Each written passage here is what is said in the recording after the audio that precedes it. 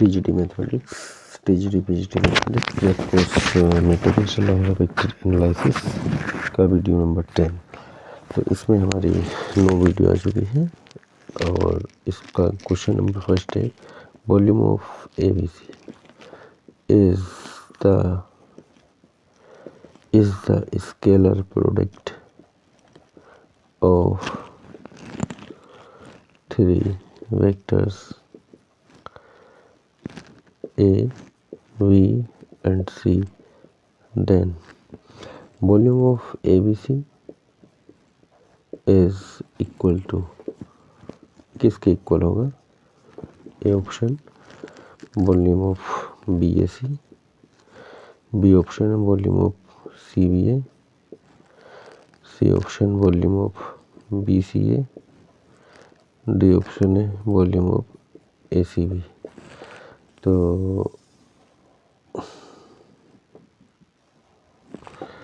यह है A, B और यह है C, यानी कि वॉल्यूम ऑफ ABC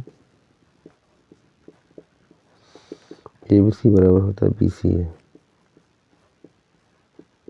बराबर होता है CAB। ठीक है, volume of ABC equal to volume of BCA equal to volume of CAB। तीनों क्या होते हैं? आपस में बराबर होते हैं। तो ABC किसके इक्वल होगा? ABC BCA कहीं दिख रहा है? नहीं, BCA जो इनमें से मैच करेगा, ABC इक्वल टू BCA। ठीक है ना, जो इसमें मैच कर रहा होगा, इसी फॉर्मेट को ध्यान रखना है। इसी तरह से ये आपस में क्या होते हैं? इक्वल होते हैं। Next question, question number 2। ठीक है, अगले क्वेश्चन है, let ABC vector A, vector B, vector C, V the position vectors of three vectors A, B and C of a triangle respectively. Then the area of this triangle is given by, triangle का area क्या होगा? A option है A cross B, B cross C and C cross A cross B plus B cross C and B option है 1/2 A cross B dot C and C option 1/2 A cross B plus का B cross C plus C cross A का mod D है, इनमें से कोई नहीं। तो इसका जो आंसर होता है 1/2 A cross B, B cross C, C cross A का मोड, यानी कि half A cross B, B cross C, C cross A का मोड होता है। ठीक है ना, तो ये होगा इसका आंसर। तो याद रखने वाला क्वेश्चन है, डायरेक्ट इसको याद कर सकते हैं। ठीक है ना, क्योंकि ये क्वेश्चन जो है डायरेक्ट ही आपको याद करने की फॉर्मूला है, फॉर्मूला बेसिस बना हुआ है।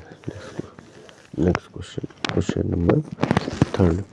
ठीक है, 4 non zero vector A and vector B, non zero vector से इफ A प्लस B का मोड लेस देन है A माइनस B के मोड के, then vector A and vector B are कैसे होंगे? ए ऑप्शन है कोलिनियर, बी ऑप्शन है perpendicular to each other and C option है inclined at an acute angle and D option है inclined at an obtuse angle. तो इसका answer आता है टी। अच्छा क्वेश्चन है, एग्जाम में आया हुआ है।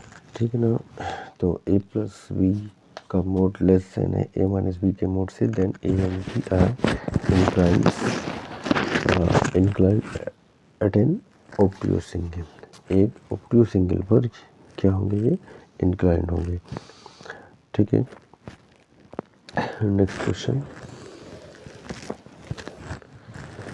क्वेश्चन नंबर 3 था, चलो पता नहीं, याद ही नहीं रहा।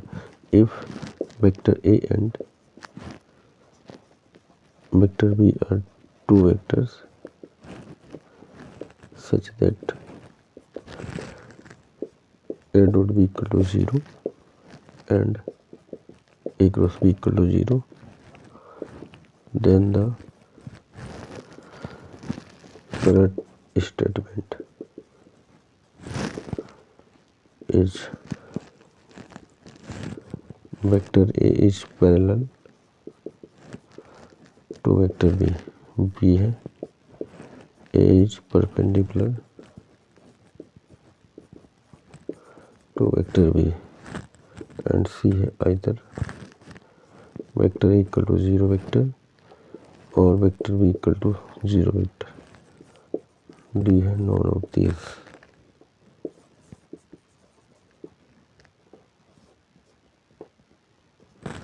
ठीक है, अब इसमें ऑप्शन दिए हुए हैं हमारे 4 ऑप्शन, कौन सा इसमें करेक्ट है? तो आंसर मेरे अकॉर्डिंग है इसमें सी, आइदर ए 0 है या वेक्टर बी 0 है। ए डॉट बी भी 0 है, ए क्रॉस बी भी 0 है, या तो ए 0 है या बी 0 है। ठीक है, और नेक्स्ट क्वेश्चन भी इसी प्रकार का है, बहुत बढ़िया क्वेश्चन है। अगला क्वेश्चन है हमारा question number 4। If C equal to A cross B and vector B equal to C cross A, then A option है A dot B equal to होगा vector C square, B option है C dot A होगा vector B square, C है B dot C equal to होगा vector A square, and D है vector A is perpendicular to vector B और vector A is parallel to B cross C. Vector A is perpendicular to vector, या होगा vector A parallel to B cross C. ठीक है, इनमें से कोई सा एक ऑप्शन करेक्ट होगा। तो हमारा जो ऑप्शन आता है डी ऑप्शन आएगा, यानी कि C equal to A cross B है या B equal to C cross A है। तो उस कंडीशन में vector A perpendicular to vector B या vector A parallel to B cross C.